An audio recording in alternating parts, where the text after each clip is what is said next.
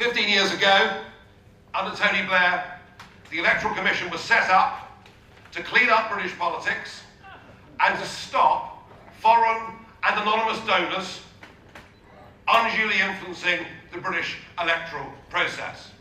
The other thing it was meant to do was to bring order and integrity to the voting system itself. Some may remember, back in the 1990s, somebody stood in Devon under the ticket of a literal Democrat. Do you remember? Yes. Now, it did seem quite funny at the time, but like a lot of things in life, it's funny when it happens to the other chap, isn't it? But it's not quite so funny when it happens to you.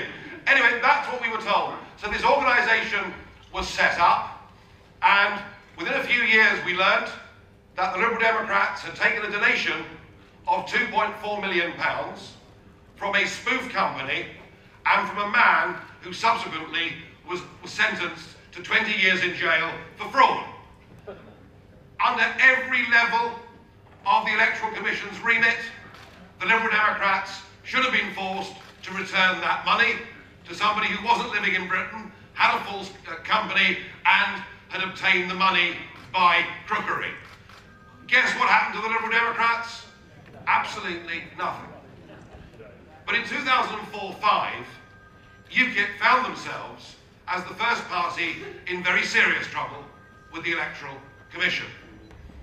A retired bookmaker from Birchington by the name of Alan Bown, who most certainly isn't foreign, and at 100 paces you can tell with his dog's tooth jacket and leather patches on the elbow that he's still a bookmaker. Alan in 2003 had given the party £300,000 as a donation. Alan in 2004 gave the party £300,000 as a donation. Alan in 2005 gave the party £300,000 as a donation. But there was a problem. For the year 2004, Thanet District Council did not have Alan on the register of electors. He was on in 03, he was on in 05. Whether it was an oversight or a clerical error, no one knew. But unlike the Liberal Democrats, the Electoral Commission demanded that we repaid them the £300,000.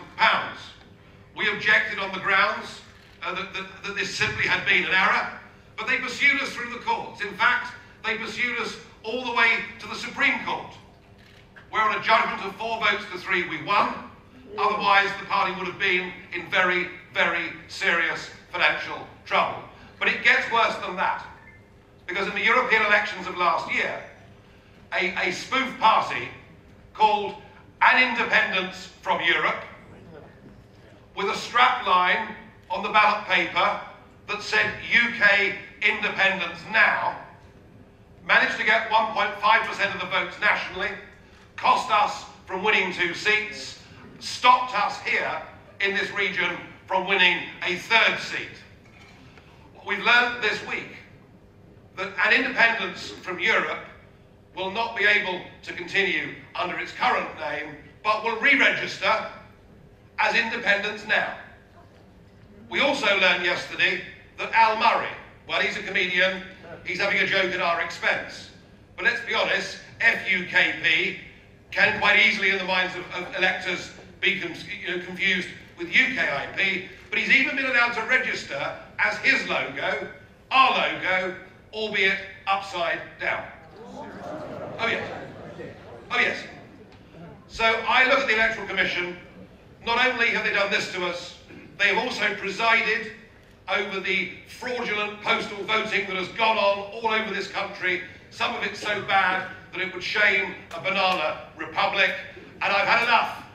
I've had enough of the establishment using every attempt they can to do us down. I've had enough of the prejudice of the Electoral Commission. I think the whole thing is a disgrace. And today I say we want the whole thing closed down and all of them fired.